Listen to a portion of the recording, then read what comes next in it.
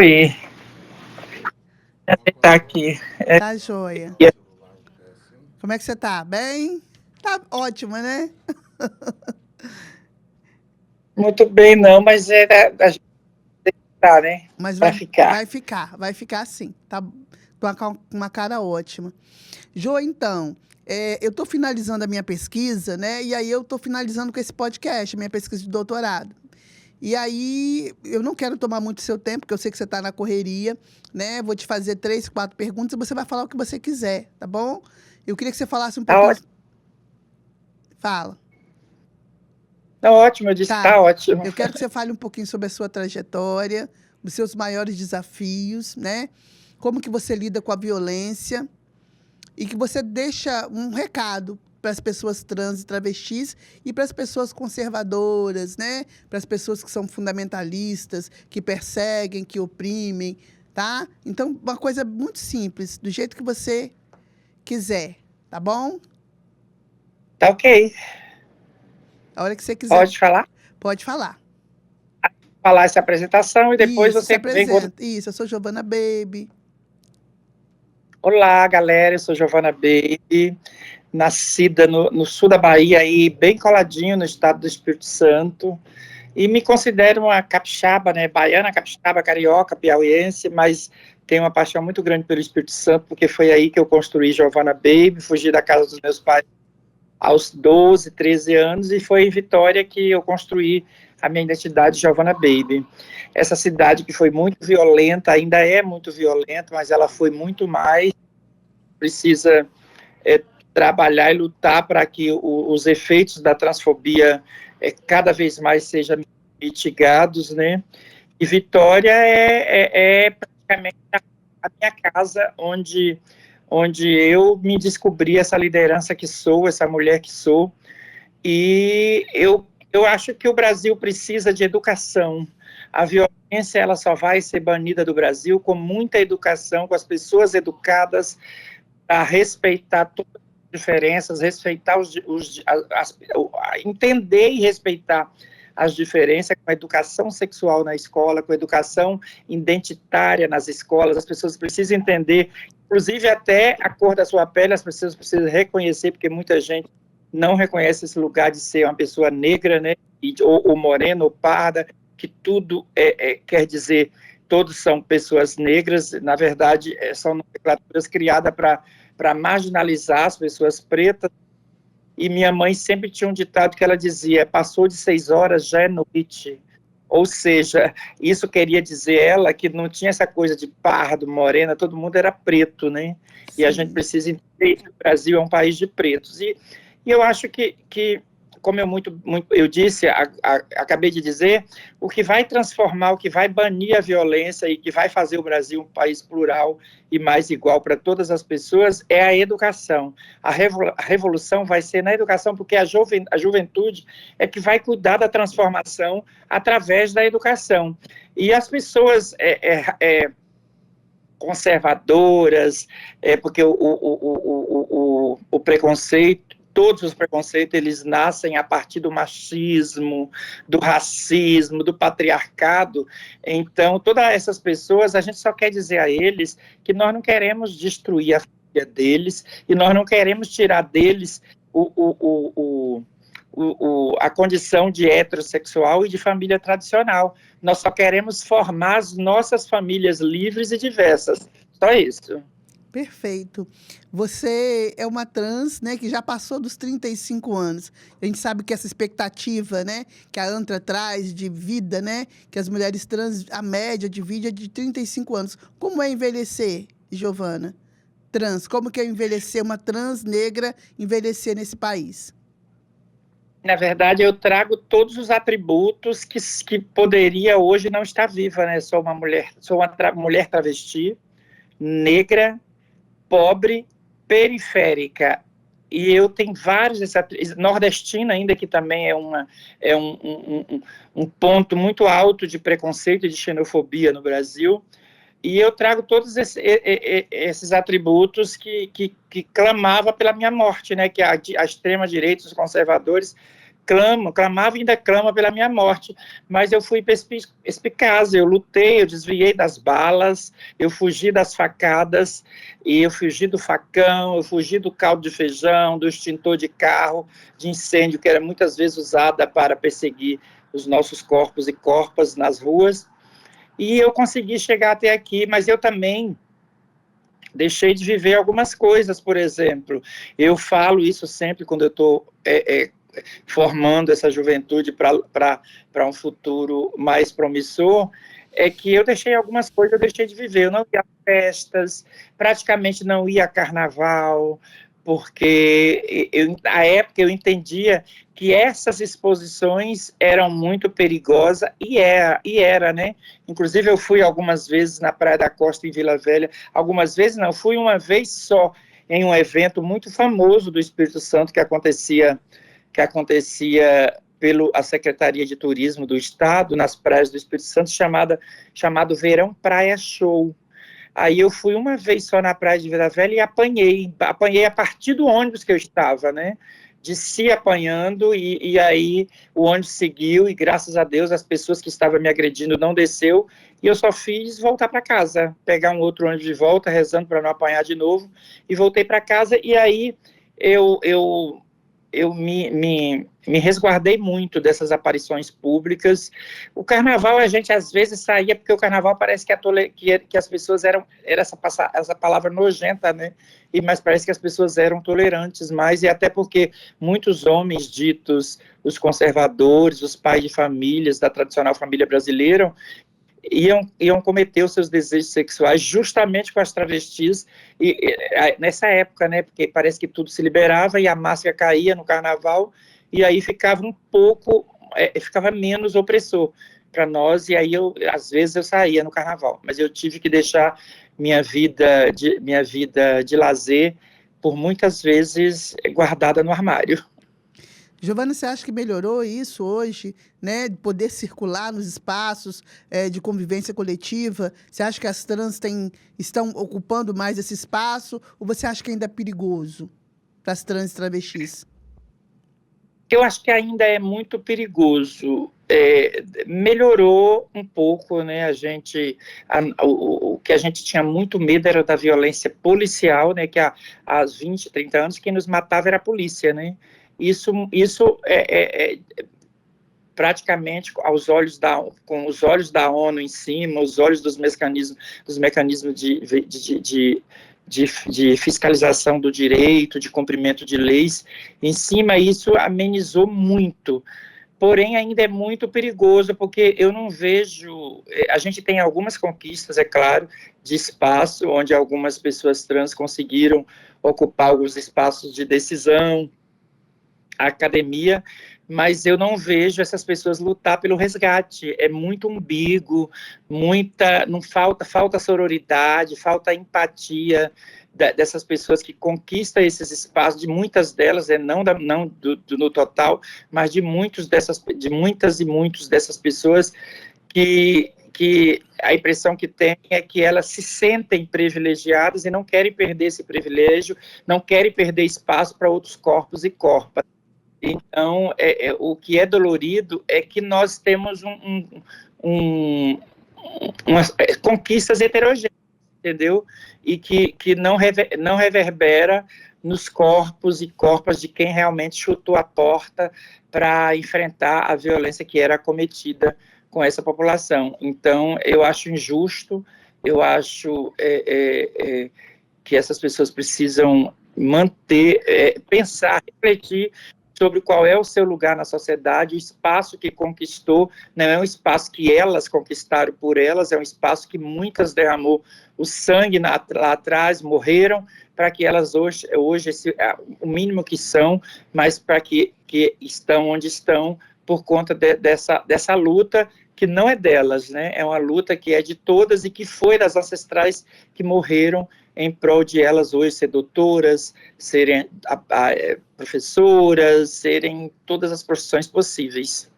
Você acha, Giovana, a estimativa também, né, da ANTRA e de todos os organismos, né, não governamentais que fazem esse mapeamento, né, da vida, escolaridade, de trans e travestis, destaca que 90%, né, dessas meninas estão na prostituição de uma forma compulsória, são empurradas para a prostituição de uma forma compulsória.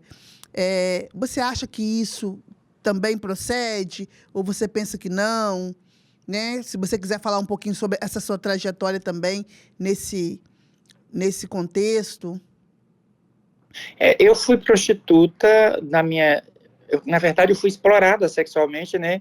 Ainda na pré-adolescência, pré-juventude, na juventude, porque quem é jovem, quem é criança, não se prostitui, né? São exploradas. Sim. Então, eu fui explorada sexualmente, foi uma exploração, mas que de consenso da minha pessoa, que não tinha o poder de decisão, porque ainda não tinha 20 anos, não tinha 18 anos, mas fui explorada, ainda com a exploração de consenso, mas fui explorada até para poder sobreviver. E eu entendo que a prostituição não é esse lugar ruim que as pessoas colocam. Todo mundo anda dizendo, mas 90% das travestis, das transexuais, a maioria não, né, mas das travestis em especial, estão na prostituição, colocando isso como se fosse um lugar ruim.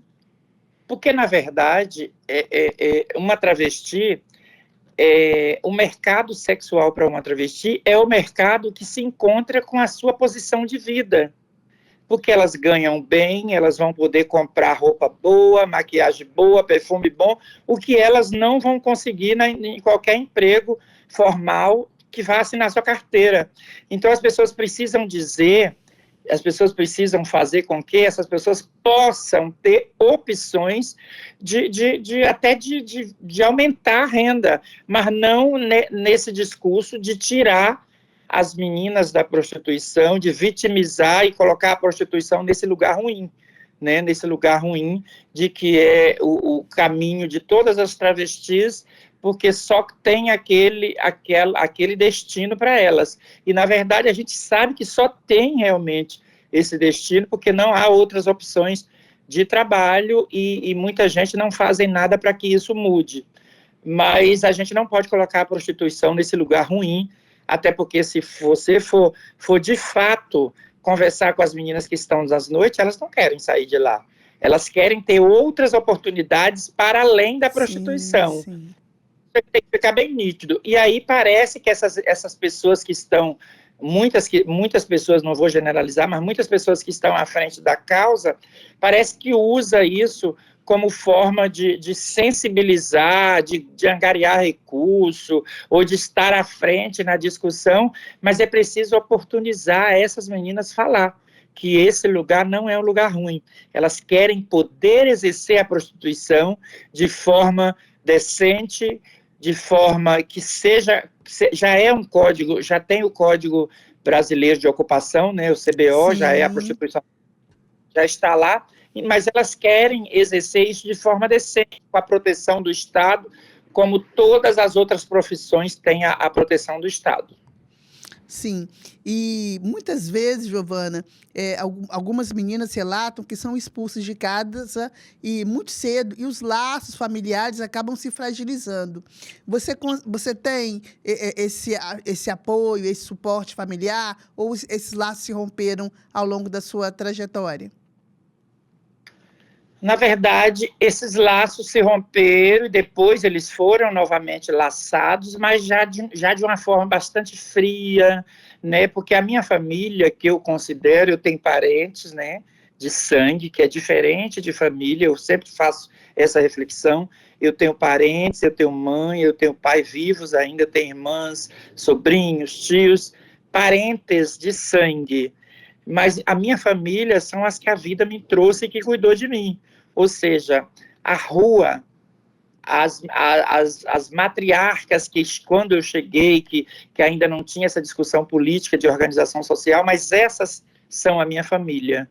E os meus parentes de sangue, eu tenho um relacionamento, tenho uma aproximação, mas ainda que muito distante, e que eu não tenho aquele afeto de família que eu tenho com as minhas e os meus que a vida me trouxe. Você se descobriu trans, travesti muito cedo? Eu acho que muito cedo, porque eu me lembro, por isso eu fugi de casa, inclusive.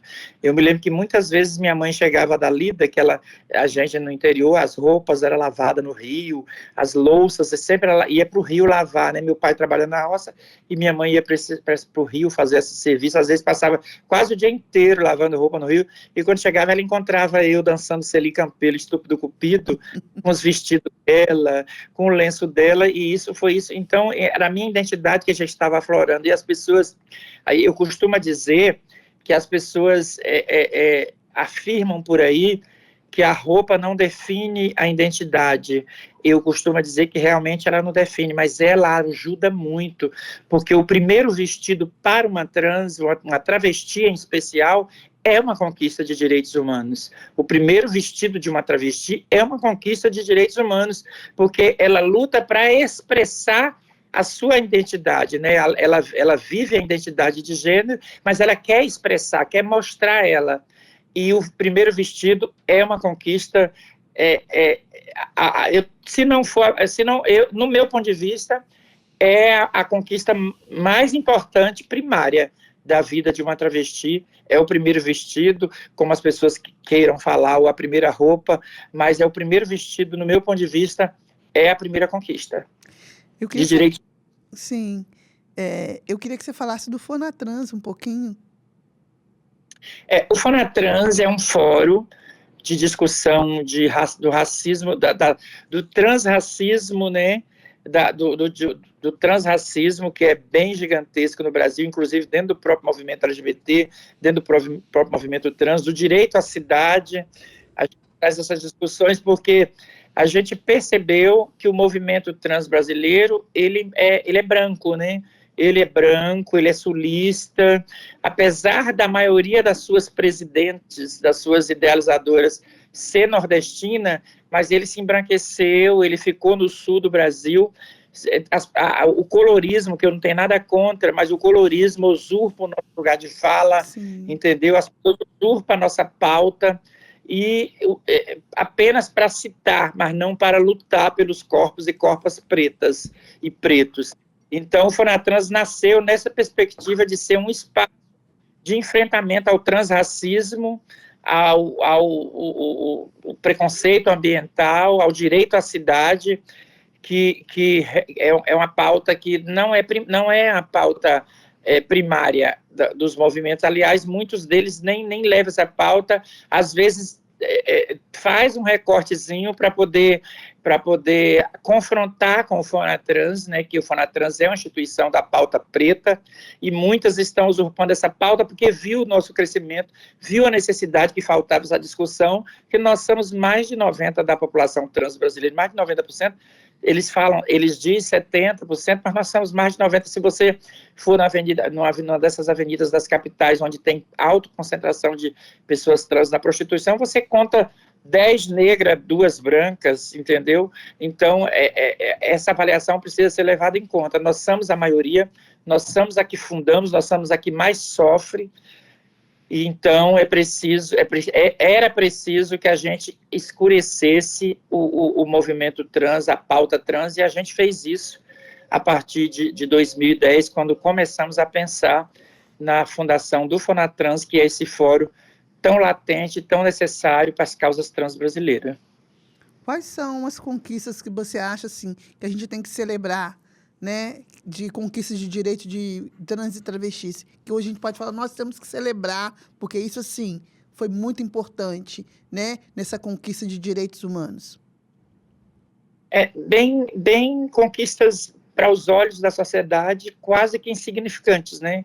Inclusive para nossos olhos também, conquistas bem, assim, simplórias, mas que na nossa vida de pessoas trans, uma coisa tão pequena pode se tornar tão grandiosa, como, por exemplo, a nossa luta dos anos 80, 90, era conseguir fazer a alteração de nome, que na época a gente discutia, né? Era só nome. E depois a gente abarcou essa questão do gênero, e para mim, a nossa maior conquista a nossa maior conquista, que devia ser louvada no Brasil e que é, às vezes, e não é, que é a determinação do Supremo Tribunal Federal e depois do CNJ, que pessoas trans podem fazer identificação de nome e gênero diretamente nos cartórios, sem a necessidade de processo jurídico, sem a necessidade da cirurgia de transgenitação, que era chamada à época, né, que hoje é resignação. Então, eu acho que essa é a nossa maior conquista, que é uma conquista de todas as travestis e transexuais e homens trans brasileiros, e não é uma conquista de determinada rede ou de determinada instituição, porque lá em 1990 a gente tinha essa retificação, é uma discussão antiga. Então, essa é a nossa maior conquista. Nós temos também algumas importantes, mas não tão quanto a essa, que é o processo que tem um nome horroroso, mas é o processo do governo federal que cuida da saúde das populações de transexuais, que é o processo transexualizador, esse nome horroroso, né, que apaga a identidade travesti, mas é uma conquista importante. Algumas outras conquistas que as pessoas que eu não considero como conquista, porque lá nos anos 90 a gente já foi recebidas por ministros, isso não foi divulgado, isso não foi colocado aos quatro. Mas nós, nos anos 90, a gente já foi recebido por governadores de estado, por ministros, mas isso não se tornou visível, né? Então, para mim, eu coloco na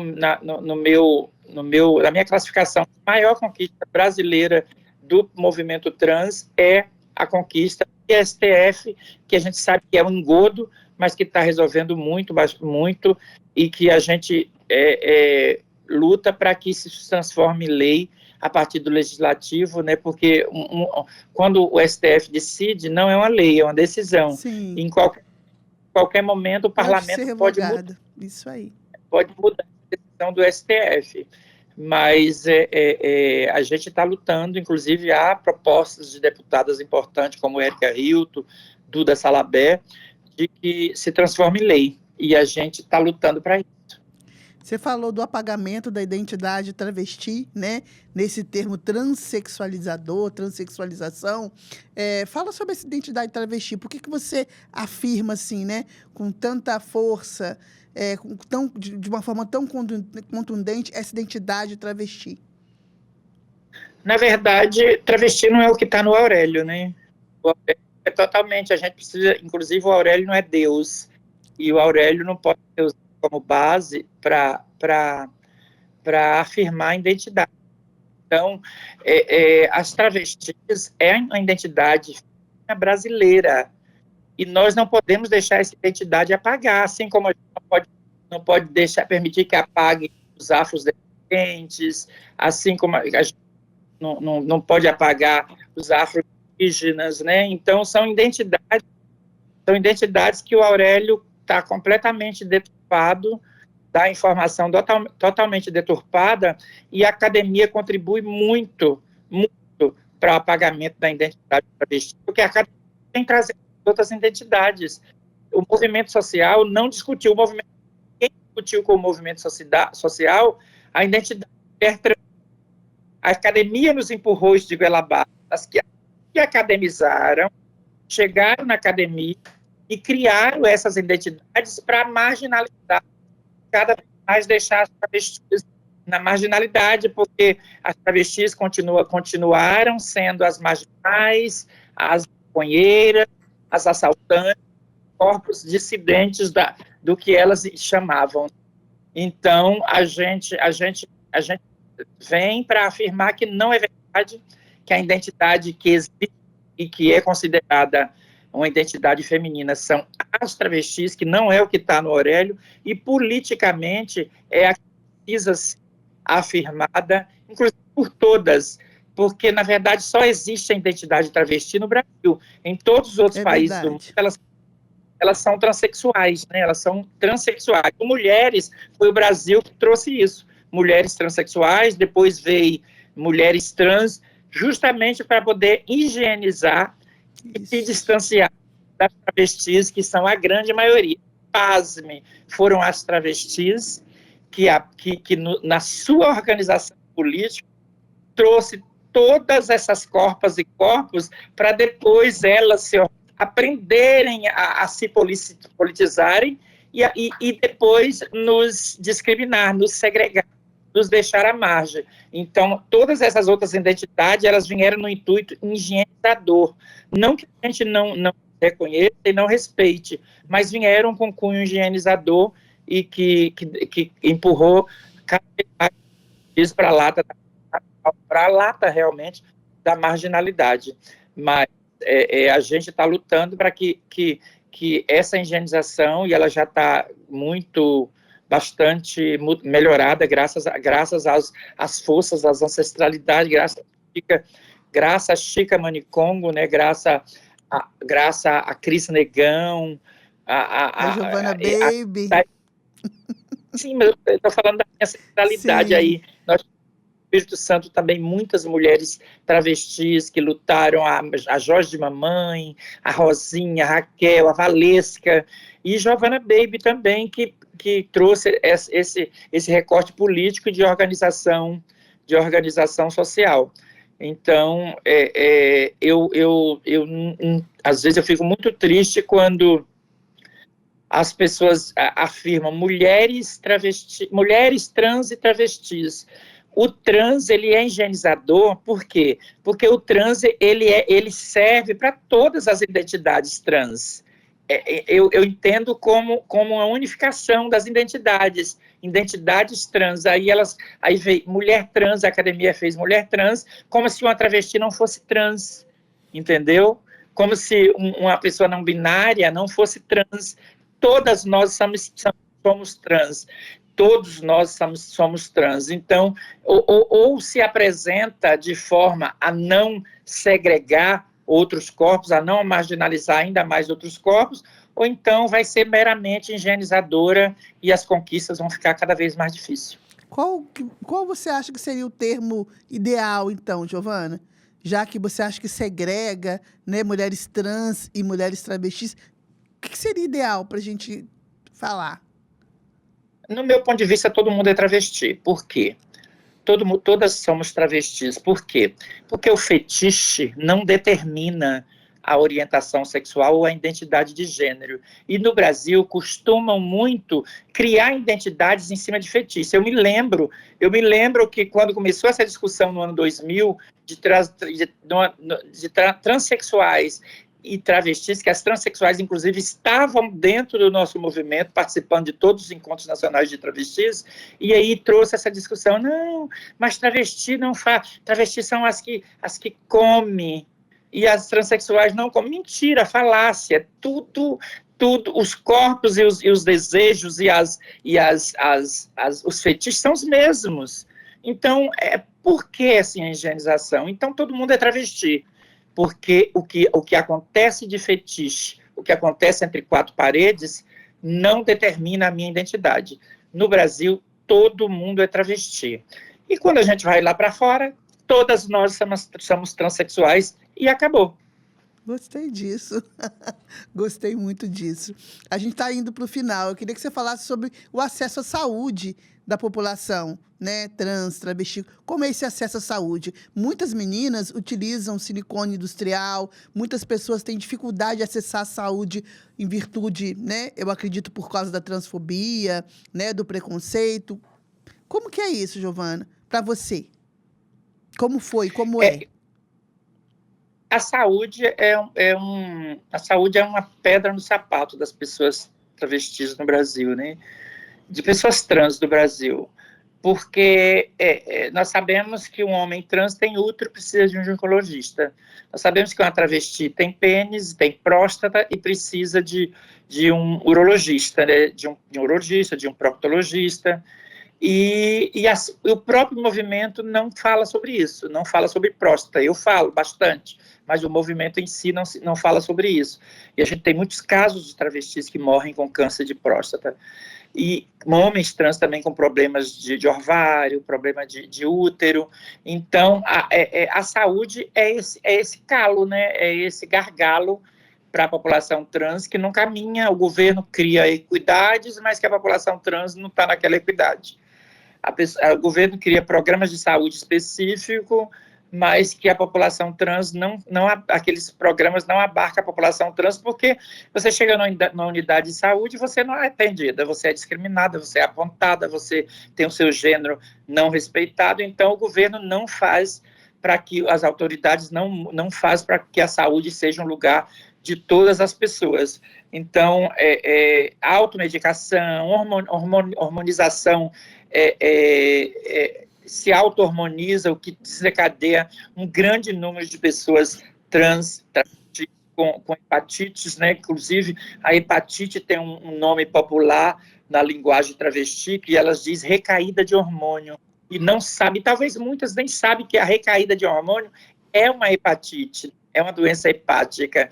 E aí, como não tem atendimento, não tem essa inclusão na saúde, então as pessoas se automedicam, se usam silicone industrial, que é esse mal que tem dizimado muita gente e que com certeza vai continuar, porque não, parece que as pessoas acham que não, mas muita gente ainda continua fazendo uso do silicone industrial, e o governo precisa criar políticas de saúde que alcance toda a população brasileira, incluindo aí a população trans, porque se o governo brasileiro tem dinheiro para comprar prótese peniana para generais das Forças Armadas, e muitas próteses, por que não tem dinheiro para fazer uma cirurgia de feminilização de uma travesti, de uma mulher, de uma pessoa trans, ou de masculinização de uma pessoa trans? Então, o governo tem que atender todos e todas da mesma forma, e o SUS, que é esse programa lindo de saúde para o mundo, precisa ser equânime para todas as pessoas. Eu tenho que ter o direito de ir num posto de saúde e ser a tomar o hormônio certo e sair de lá com ele. Você estava falando sobre a cirurgia de redesignação. Você já teve o desejo de fazer? Tem, não tem?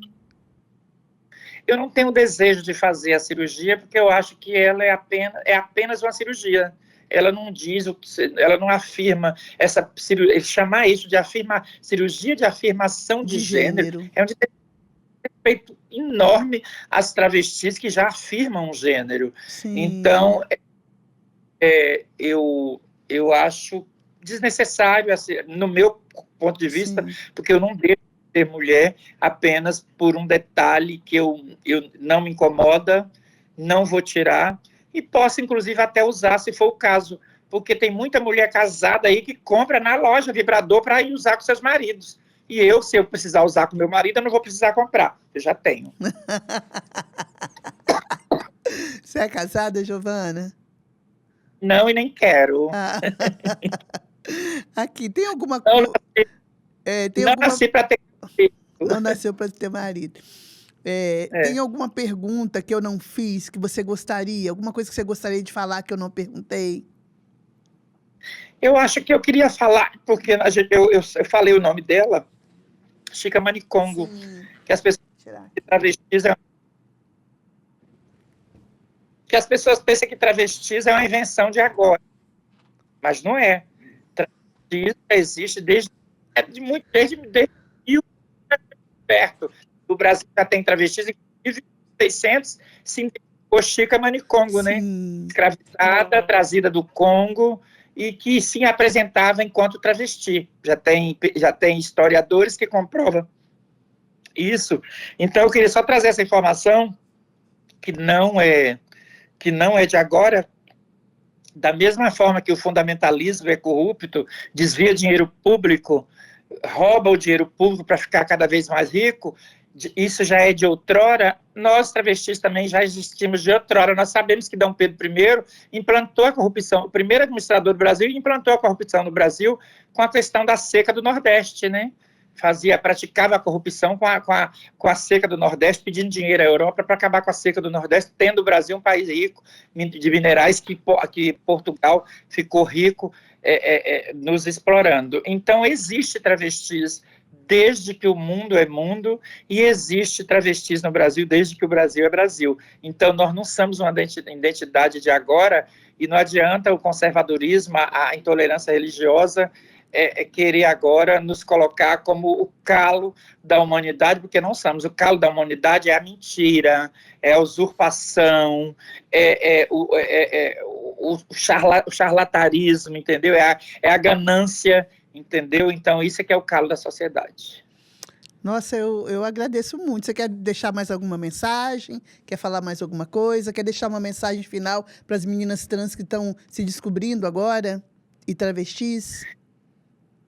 Eu quero dizer para essa juventude trans que tudo é possível. Se a gente quer, a gente consegue. Eu só trago um conselho: que não faça nada que não seja o seu querer, que não seja a sua vontade, porque nós, nos anos anteriores, nos anos passados, de muito tempo, a gente complementava nos nossos corpos o desejo dos homens. Os homens queriam uma mulher de bunda grande, de peitão, porque era o desejo deles. E a gente saciou o desejo dos homens, mas não façam isso, porque o silicone industrial, o hormônio, dizimou muitos corpos e corpas trans, porque era o desejo de agradar os homens, que não é o nosso desejo, de agradar a masculinidade. Então, façam para você o que você acha que é bom para você, e não o que vai ser bom para terceiros. É isso, juventude trans brasileira. Eu quero te agradecer muito. Eu estou emocionada, estou impactada, né? Eu falo que você é universal.